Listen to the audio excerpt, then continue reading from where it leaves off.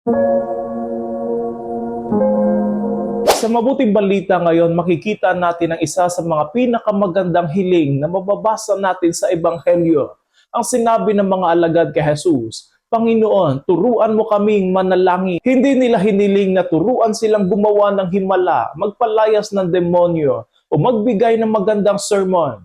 Ang nais nila ay matutong manalangin. Nauunawaan nila na sa panalangin nagmumula ang lahat ng lakas, karunungan at biyaya. Si Jesus ay madalas na nakikitang nananalangin bago siya gumawa ng anumang mahalagang hakbang, bago pumili ng mga alagad, bago magpagaling o bago harapin ang krus. Lagi siyang nag-iisa at tahimik na nakikipag-usap sa Ama. Kaya't hindi nakakapagtaka na ang mga alagad ay nahikayat na matuto rin. At bilang tugon, itinuro niya sa kanila ang Ama namin, ang panalangin sumasalamin sa puso ng bawat Kristiyano. Kapag sinasabi natin ang Ama namin, ipinapaalala sa atin na hindi tayo nag-iisa. Ang Diyos ay hindi isang malayong nilalang, kundi isang Ama, mapagmahal, mapagkalinga, at laging handang umunawa. At kapag sinasabi natin, sambahin nawa ang ngalan mo, tinuturuan tayong unahin ang Diyos bago ang ating sarili. Sa gitna ng ating mga hangarin, ibinabalik tayo ng Diyos sa tamang direksyon. Ang layunin ng panalangin ay hindi lamang upang makakuha ng biyaya,